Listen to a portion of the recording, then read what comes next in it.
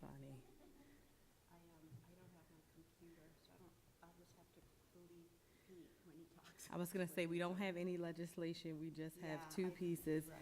and then we have the planning and zoning chart. Are we ready? 'Cause the mic is on.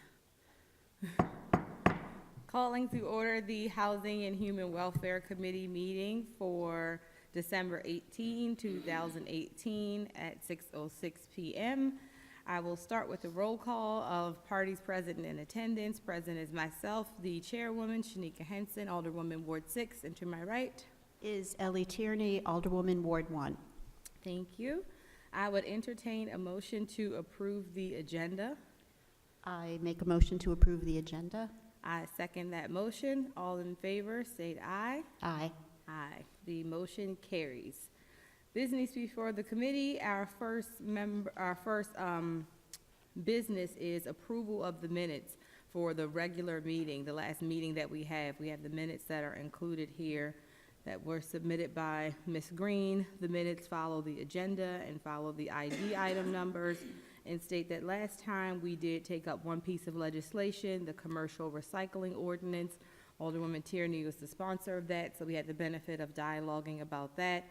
We did recommend that favorably to the council. The minutes also indicate that our only other agenda items were the planning and zoning discussion that we had with the documents provided by the planning and zoning office, and then also approval of the minutes from the prior meeting. Is there a motion to approve the minutes as written? I motion that we approve the minutes as written. I would second that motion. All in favor, state aye. Aye. Motion carries. The minutes are approved. Our second agenda item is ID number 32418, Planning and Zoning Update. We have Mr. Gutwald in attendance.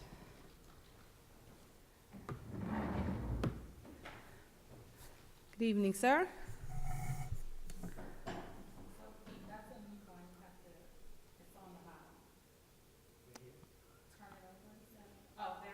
Oh, is that wireless? Yeah. That's gonna make presenting citations a lot easier and less awkward.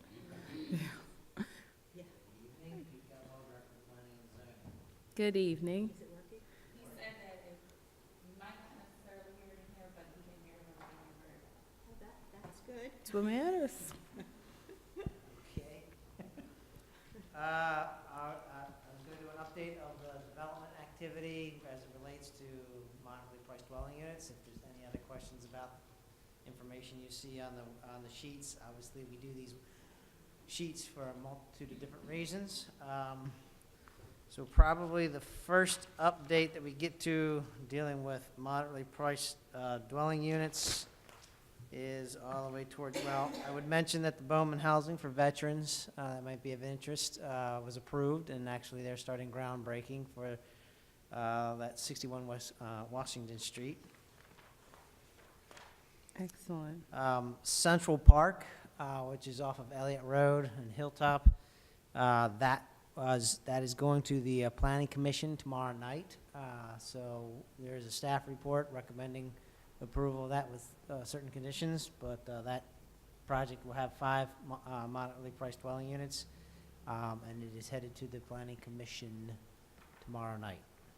That is, Mr. Gutwald, is that the development it's in Ward 6, correct? It's the one on Elliott Road?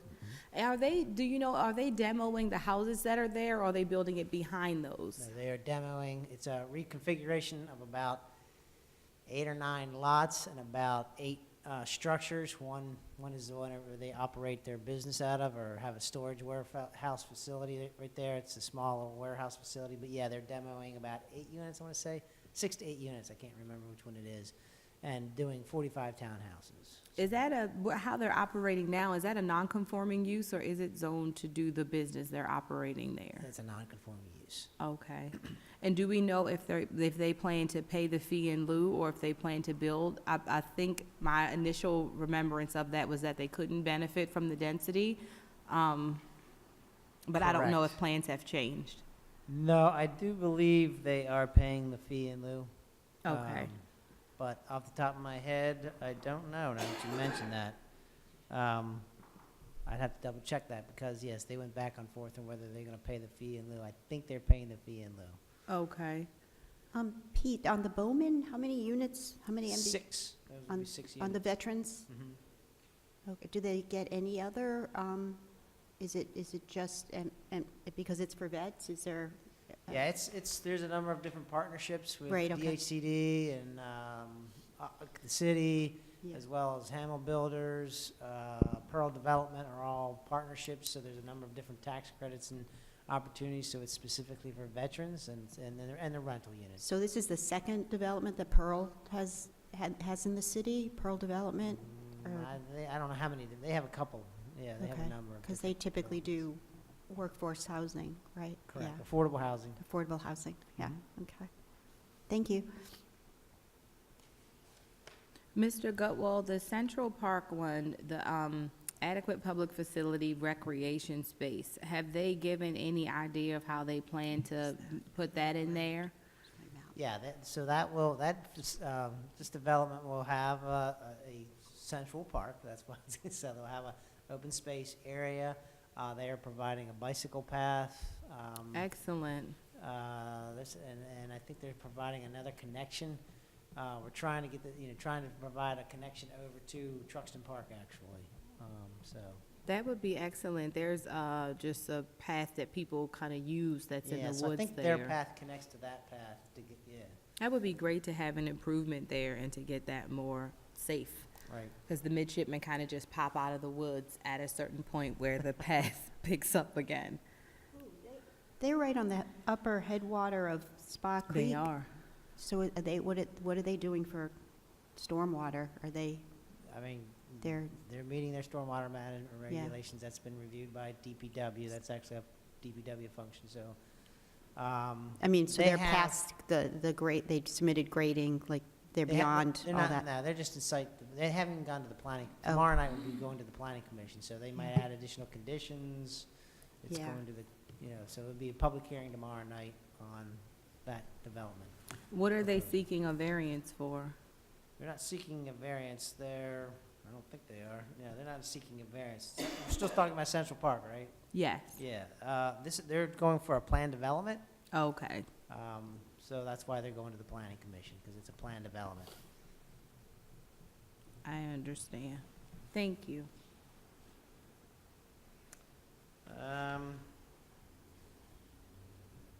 The next one is the lofts at Eastport Landing, right around Thanksgiving. They got their site design plan approved. That's the Eastport Shopping Center.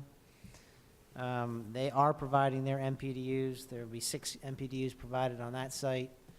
And as of today, we received 1 appeal on that project at this point in time. So I just got the application this morning, so we'll be going through that. From the developer or from interested parties? From an aggrieved party, yeah, Okay. citizen. Mhm. Could you explain in 5 minutes or less how the density bonus was handled on that project? So there really isn't a density bonus. They're providing these as part of their Okay. total number of units. So they went through, originally they wanted to do a plan development, which, we got into the conversations and all the arguments about how you calculate density through the Right. plan development process. And the definition of gross development, gross residential development became a point of issue. Then we went into mediation on this project, Mm-hmm. and it was sort of the direction to do this B2 by right. So, multifamily or dwellings above the ground floor are permitted use by right in the B2 zoning classification. So there are no units, originally there were units proposed on the ground floor to the back side of this property. Those have been removed, so it's all dwellings above the ground floor. Mm-hmm.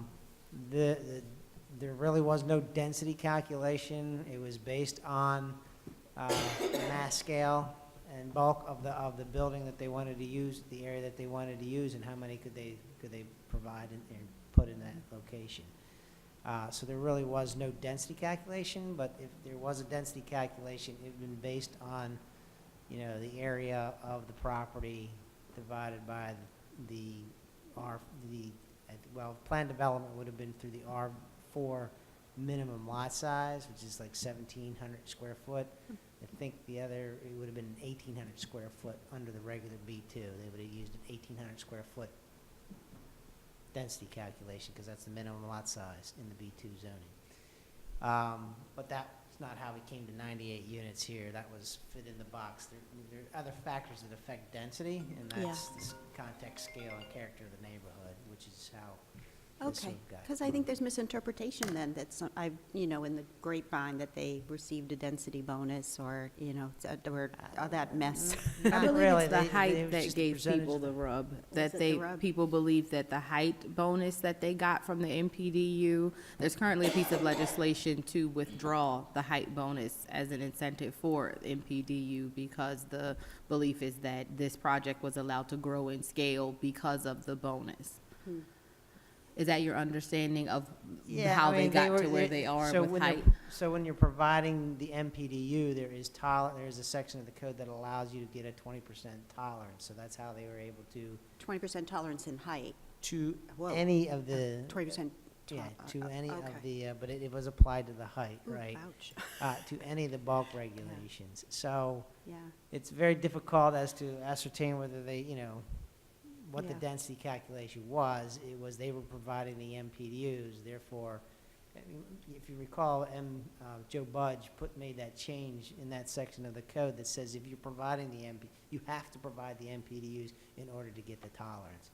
Before, that was being applied regardless of whether they provided the MPDUs. Yeah. So the fee in lieu, Oh, wow. people Yeah. were getting the 20% tolerance if they were just providing the fee in lieu.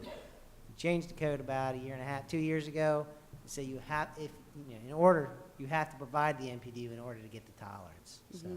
We don't have that legislation before the committee, but while we have you here, do you have any impressions on if we remove that provision, would it affect the attractiveness of providing MPDUs, or do you think it would still survive and be enough of an incentive absent that provision? The 20% tolerance? Yes. I think it's very advantageous to getting the MPDU. It is an incentive for them to okay. provide the MPDUs, Okay. yeah. I guess Thank that you was for the, that. that was the intent, right? That Yes, was Joe's I mean, intent. it really yeah. was. And you said Okay. one appeal.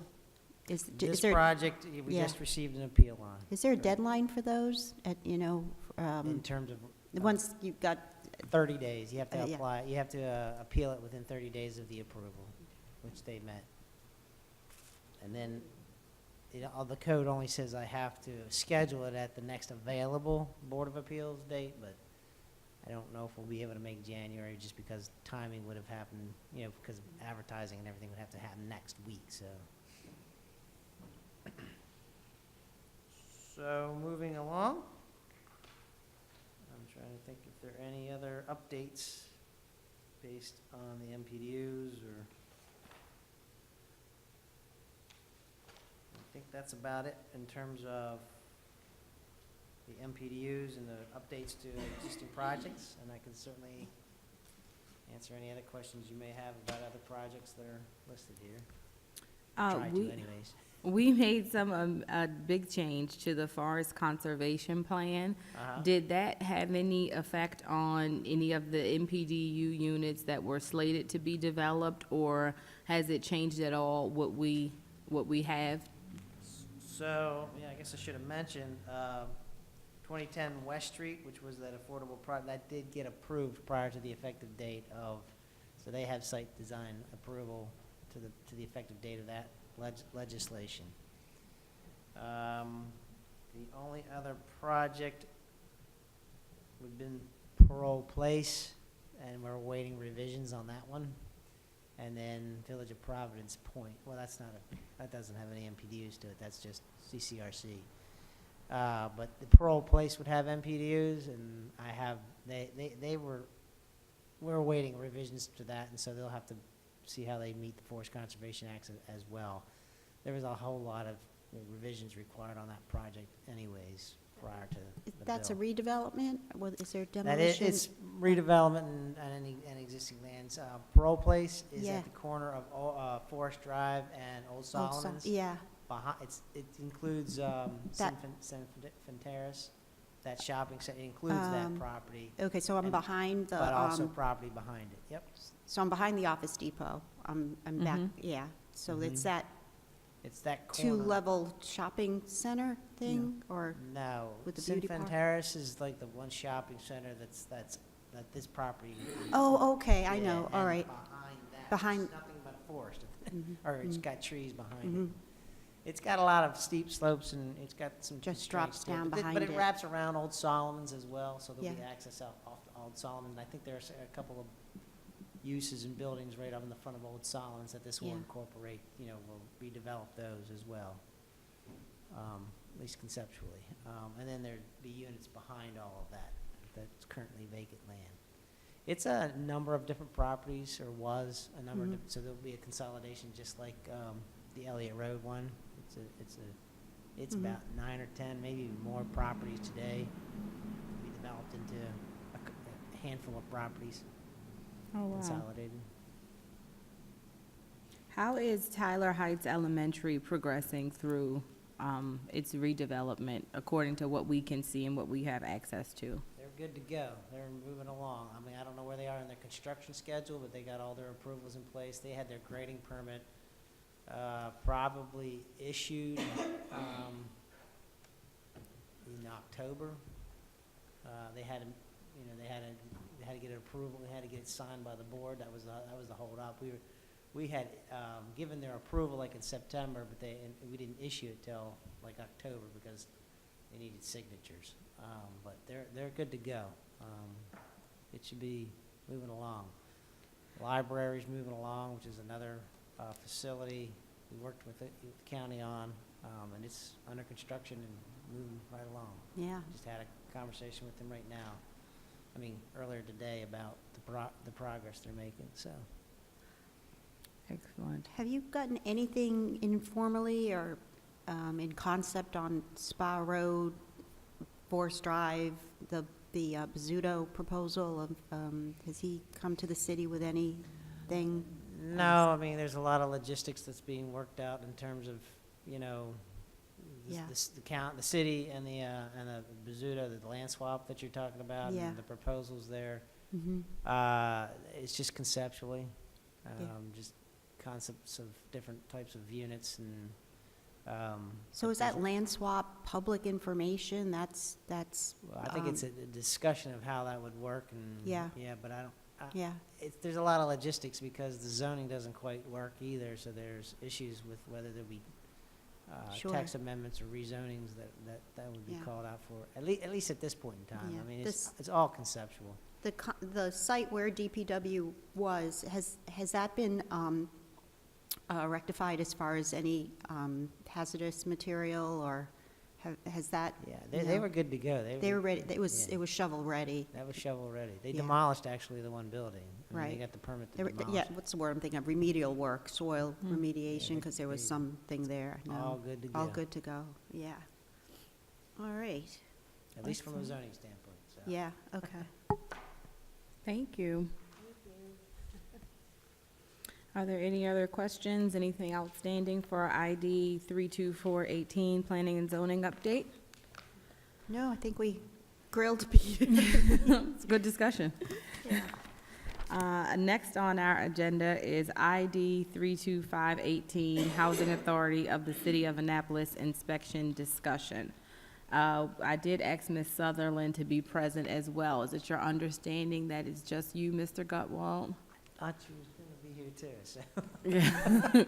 I guess so. All right, you're more than capable. I asked that it be added to the agenda because our code requires us to perform inspections in our housing authority properties. So if you can start by just giving us an overview of what our code obligates us to do by way of inspecting the properties. Okay. So with every rental unit, we have a process and requirements to do rental inspections and for life safety and habitable, condition and maintenance of the facilities. What we typically, there's a license fee, and then there's an inspection that's done on an annual basis, except for major apartment complexes. I should caveat, there are some qualifications that we will do. So what you'll see in some of the reports and some of the information is that you'll see a number of units and then you'll see a number of licenses, and they won't match because there are several apartment complexes that are done by building. So a license is issued per the building, not every unit. With the Housing Authority, we were doing it by unit because some of the units were not license ready, so we were doing it every unit, and we were going to issue each of the license to every unit instead of every building. The only one that may have been different would have been Morris Blum. We may have done that by the building. I'd have to double check on that. So we go through an inspection, and there's a checklist that we go through on each unit to make sure that it is in compliance with the requirements outlined in the maintenance code and the livability code. If we find deficiencies, we mark the deficiencies, identify the deficiencies, and call for a reinspection, and then ask them to follow up, give them some amount of time to say, okay, here's where these are the deficiencies. We can schedule, or you can call in a scheduled date, or ask for a scheduled date on when you'll have those deficiencies done. And that's the typical process. If it's, we schedule based on the annual review of the license. Once they pay the fee, then within 30 days we schedule the inspection, make sure all those livability and life safety issues are covered, and then we issue the license. So, excuse me, so the license, the Housing Authority holds the license? You give a license for each unit, but the Housing Authority holds that rental license? Correct. Okay, so they have the multiple rental licenses? Correct. Yeah. Okay. And Mayor Panelides waived the inspection fee a couple years ago, right? Or Didn't waive the fee. What they did was provide a grant in the budget. oh, is that So how it we- worked? So yeah, so they issued it's sort of a, we put money in, so there would be a grant given to them to cover the cost of the inspections, the licenses, I should say. Correct. So the only cost is the license fee, and there is no separate cost for the actual inspecting? Well, that fee covers the inspection. How much is the fee? $100 $100 Per unit? per unit. So HACA has 790 units, so they'd be $7,900 for their fee? It was about, it's $100, so Oh, that'd be about sorry. $80,000, yeah. Wait, I'm rounding up, but yeah. okay, I mean, $100 per per unit. unit. There's about 8,000. There's about 7,900 units, so that's about $80,000. Yeah. Okay. 7,900 units, wow. Wow, And- okay. And who So covers the that's- fire marshal costs? Because he usually comes with the inspector, right? Not for rental units. Oh, okay. Yeah, that's Oh, you're that's thinking me. of use and Sorry, occupancies and building Sorry. permits. Yeah, I get the fire marshal.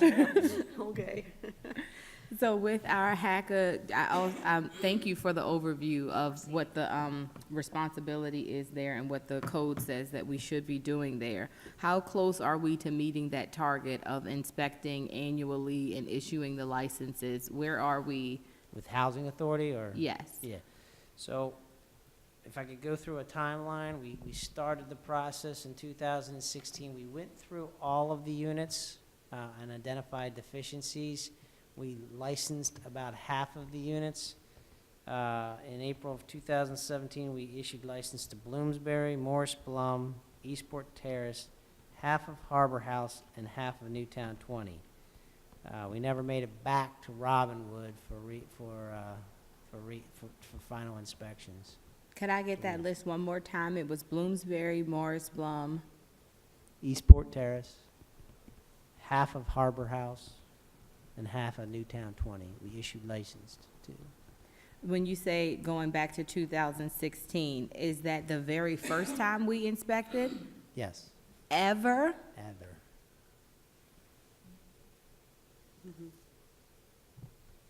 Okay. And we haven't, and now they're due for, obviously those, they're due for annual and re-inspections, or inspections again, certain licenses.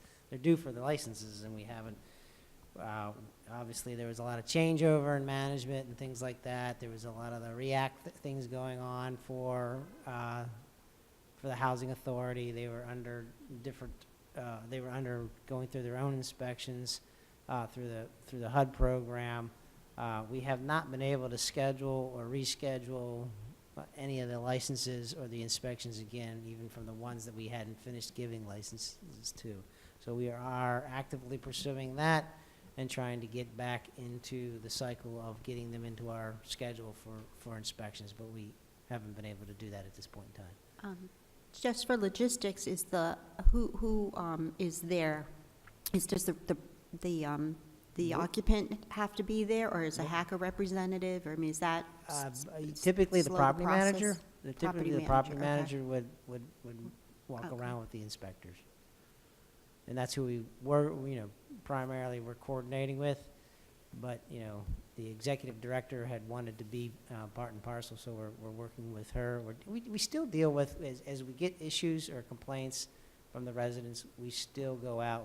We do contact the property managers and the executive director and coordinate with them on the complaints that we do receive in terms of any property maintenance issues. I mean, just like anybody else in the city calls in and says, hey, this is going on in my apartment, we try to coordinate with Hackett and respond to the complaints and investigate as best we can. Am I correct that you're stating that, did Newtown receive its license? Half of them. Half of Newtown, Half the and half units. did not. Half of the units that were occupied, I should qualify that, because there are a number of units that are just not. That's one of the reasons why they went individual, instead of a building, because there were a number of units that could be occupied and a number of units that were just, were not occupied at all or would not be occupied. So we went that route. That's one of the reasons why we gave individual licenses for each of the units. Do we have a standard protocol, or how have we handled it, if ever, when a multi-dwelling property has not allowed us or we have not been able to reschedule? Is this customary? Could you give me some insight on that? No, it's usually cooperative. I'm not familiar with any apartment complex. Even typically with any individual, let's just take of a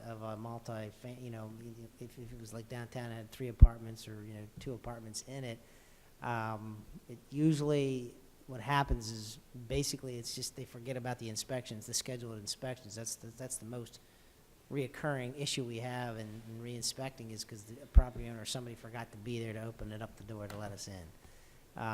But typically, no, we get accessibility into the units. When you say that we are trying to reschedule and have not been able to, what do those efforts look like with regard to trying to reschedule? It's emails, phone calls, scheduling. We actually had the meeting scheduled for today, and there was a no-show.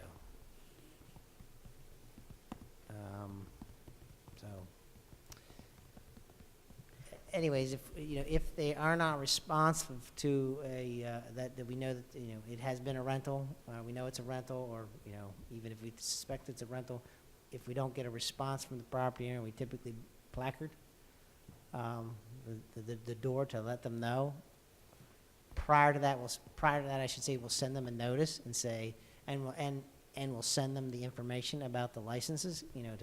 This isn't really probably typical of an apartment complex, but with any rental unit, we'll send them a notice and we'll send them a packet of information about what you have to do to get your license or re-up your license.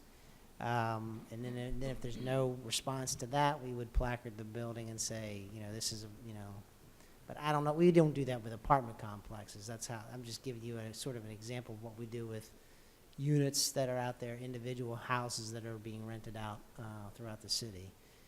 From there, we would end up citing them and moving, but we typically don't cite. We look for compliance. And a lot of times you'll find out that the unit has been sold, and that's the issue, and it's no longer a rental unit.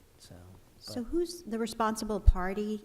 Is the housing authority to fix these deficiencies? The property owners, Okay. responsible. So could you give us an example of some of the things that you saw? Was it? So our first focus, and this is what Alderman Henson, when she said, could we focus on some of the life safety issues? That truly was where we focused our efforts. Sure, There was, of course.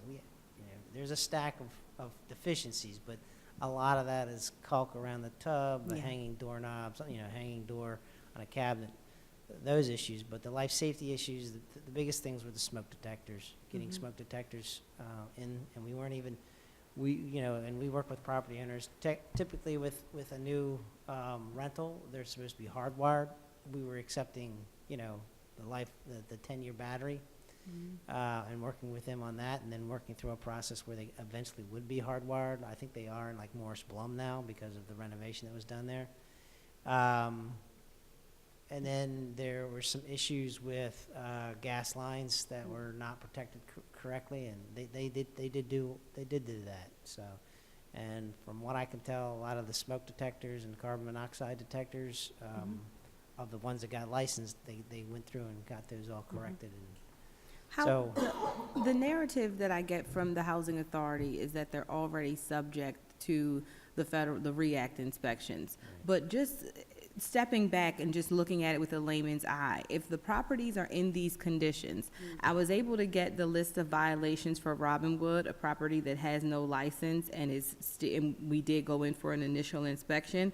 There were hundreds of violations, and then there was a great deal of them where there are smoke detectors that are not up to code. Things that are real life safety issues so you were passing these REACT inspections every year, because I guess it's sample select, so you don't go into each unit, you take a portion of units, and then the rest of these units have issues that could have a tremendous implication on a person's life and safety, and that's just the condition of it, and we don't go back. I'm having a hard time understanding how or why that's okay. And could you see if Ms. Sutherland is still here? Thanks, Ms. Green. I don't know why that's just incredibly frustrating, and it seems like that it would not be permissible, and I don't understand why it is. So I don't understand. We get a report from someone saying things are okay, or what? No, the last time that we went in to inspect in 2016, we did get in initially to Robinwood. We Yeah. did not get to go back. The licenses were not issued. That was kind of where everything went stale, and our access got shut down. Yeah. And so we know that we had this outstanding list of violations, some of them being things like smoke detectors. Sure. And so we have this knowledge that there are units there that don't have that, but we don't have access to re-inspect. And the narrative is we don't need to because there are these federal inspections, which obviously are missing the mark Right, if or the not. properties are in these conditions. Yeah, that's what I wanted to get on record, are these federal inspections. What are they? What are they? Who, what, when, is there? I mean, Yeah. you've articulated it well. That's to say. That's scary. They do a Yeah. percentage of the units. They also focus a lot on the site, like the parking lots and the Yeah. exterior lighting and stairwells. When they do the federal Yeah. review, we don't do that kind of inspection. So they were chasing around trying to fix curbs and sidewalks and stuff like that, to my understanding as Yeah. well, from the housing authority, to meet their REACT requirements. But we inspect each and every unit and go through it based on our But- code requirements. Who is the responsible party? Is it us, or is it the federal government on these properties? I for think, life as safety. Alderman Henson has articulated, the city has a responsibility, and we've been trying to fulfill our responsibility. I don't know why it wasn't done prior to 2016. In speaking with the city attorney, he believes that it is the city's responsibility to license every one of these as well. Yeah. So we're moving in that direction, and we've been trying to complete these inspections. It's just, we do have to have access to the properties and working with the property managers. And I got it in 2016, it was working pretty well with the property managers. I mean, we were not, to be perfectly honest, we were just working with them. And they really, as you saw the stack of inspections, let's start with the stuff that, the gas lines was really giving my staff guy, John Manasseh, was really worried about that. They were plastic gas lines going into the buildings, and I think it was Eastport Terrace. Yeah. And they got that resolved. That was his top priority issue, to get that covered, because he's afraid of a soccer ball Sure, smacking one of those yeah. things, and those kinds of things. And they were exterior, so he was high level of concern for that. Smoke detectors and carbon monoxide were the next thing that we were going after. All the other stuff, we were like, let's get to it when we can get to it. How is,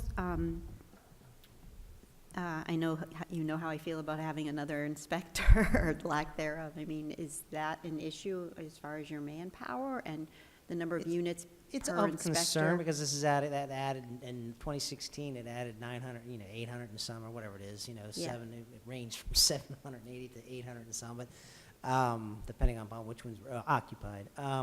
How many inspectors? It was do you have it's a for- concern. Yeah. But at this point in time, we just want to get back into, Yeah. getting it into the schedule and getting it Yeah. done. Right now, I can tell you from staff perspective is we got open licenses and we need to close them. We need Mhm. to finish our process and complete it. So that's what we're working at it, Was there any reason why we were not inspecting prior to 2016? That was before my time in terms of any of this, and I have no idea. I think there's a philosophy that there is a waiver that may have been understood however many years ago, that the city agreed not to do that, and that they were not going to inspect it. I mean, Eastport Terrace, from my understanding, was a state project, state funded, state inspected. And that's how those gas lines got in that way. It would not have, in talking to my guys, there's no way we would have, as part of our inspection process, allowed that to be built that way. But I can only go by what I hear. I can't. I know, there must have been some memo of understanding or something, I don't know. But it was, I just remembered just sort of the optics of, it was, state property. We don't, whenever Hacker did their report in front of the council. It was state funded for Eastport Terrace, but it was never state Yeah. property, from my understanding. It was But always that, the I mean, housing it was authority of mis- property. mis- It so, was a misconception, yeah. yeah. Do we have and to kind of pull up a little bit, does our code address at all mold? I get a great number of complaints from people with mold issues on our Hacker properties. We will identify it, but we go through a third party, so we require the property manager to bring somebody in, determine what is the remediation process, then submit it back to us based on that third party determination of what would remediate the problem. So yes, we will identify it and note it. Is it an issue or not an issue is up to the property manager, and get a third party in to review it, to look at it, and whether it needs to remediate it or what is the process that should be used. So that's kind of how we do that. Okay. But yeah, we will note it. It will be identified. Is Teresa here? No, she's not here. She's not here. Thank you. Okay. That's disappointing, because I would have liked to have seen that be a priority. With regard to inspecting in general, I kind of asked for an understanding of that as well, about what the load is like, about how many units are we doing, just an overview on our rental housing inspections in general. Sure. So we do about, for rental inspection, there are about 8,300 to almost 8,400 licenses that are out there. And again, that's the number of units. I mean, I shouldn't say licenses, that's the number of units. There are around 4,200 licenses, and we do about 90%, 91%, so we're a little behind, to your point, Ms. Tierney. So we have to date, we've done about 3,800 units inspections, and that includes re-inspections. So that's how we get a little behind on the total number of units. So we've done to date about 3,800 inspections. Like I said, it includes re-inspections because we have to go back. Once they've identified a deficiency, we have to go back, so. When you say 3,800 to date, is inspecting our rental property something that's fairly new that the city does, or has that always been a practice? I'm sorry? Is that something new? When you say 3,800 to date, do you mean year to date, or you mean in the total life of the program? No, year to date. Okay. I did the calendar year. I thought your email said year-end statistics, so I was running the calendar Yes. year. So Oh, thank we will, you. by the end of the year, we will have done more than that, but this was as Yeah. 12, I don't know what the date this was, but it was like, you know, a week ago, so. Thank you. Middle of December. So, yeah, we run about 4,100 per year. I looked at my statistics for the budget, and it was about fiscal year, we run about 4,100 inspections per year. How many inspectors is completing that load? 3. Just 3? That's it. Oh, wow. Yeah. Yeah, so it's the re-inspections that, you know, Yeah, because it's so a very la- cyclical process, I So, know. and so last year, just so you know, we instituted a re-inspection fee. We never had, that $100 covered the, you know, all of that. So the re-inspections were causing some heartburn, so we went, to the staff, so we instituted or included the schedule. If you recall, last budget year, we included a re-inspection fee. Wasn't much, but I think it was like $50, but it was, because a lot of times we get about 30 a month is about no-shows. So 30 inspections are scheduled in a month, and I mean, of the number of units that are inspected per month, 30 of them are no-shows. So we have to go back and reschedule because we show up at the rental unit and nobody's there. So we did do that last year to try and make people, you know, a little more cognizant of when we schedule inspections that. And we give them the choice. I mean, if they say they can't be there, we'll say, okay, we'll work with you. We work with them as to the date, but that's obvious, right? What's the philosophy on Newtown if these units are going to be demolished? I Yeah, mean, that- you have to have a safe home in the meantime, so I guess there's a Mm-hmm. judgment call on, I guess, any sort of long-term retrofit, but, I know that was a concern for a long time. I mean, like the roofs, I'm thinking about roofing, you know, I looked at those roofs, those flat, ugly roofs, you know, but that's something then, okay, if they're gonna be demolished, we don't have to, you know, re-roof them, that kind of, I mean.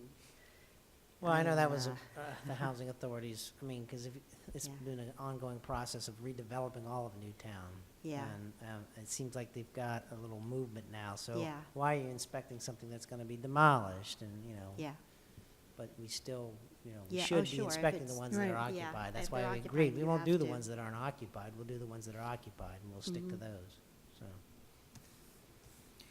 Okay. Thank you very much, Mr. Thanks, Gutwald. That Kate. was definitely helps inform our Yeah. decision-making and our understanding of where we are and where we should be. Are there any other questions with regard to ID item 32518, Housing Authority of the City of Annapolis inspection discussion? no, but you know I'm gonna bring it up during the budget time again. I just think that you need more field people, if you will, I don't know, but Yeah. we'll talk about it, just Well, the Yeah. right way. I Field appreciate staff, that, and I know the field staff would staff. appreciate that, because I know sometimes they're trying to do a lot of Oh, catch-up. so. yeah, I mean, I know that for a fact, I know how hard they work, I know, you know, yeah. Absolutely. Mr. Yeah. Gutwald, is there anything else to add to that discussion, sir? Can't think of anything, I covered it. Thank you so much. Thank Sure. you Thank you, for Pete. making yourself available and presenting. Thank you very much. Alderwoman, I believe that we don't have any other No, agenda we don't. items. So I will make a motion that we adjourn. I would second that motion. All in favor? Say Aye. aye. Aye. Aye. Meeting is adjourned.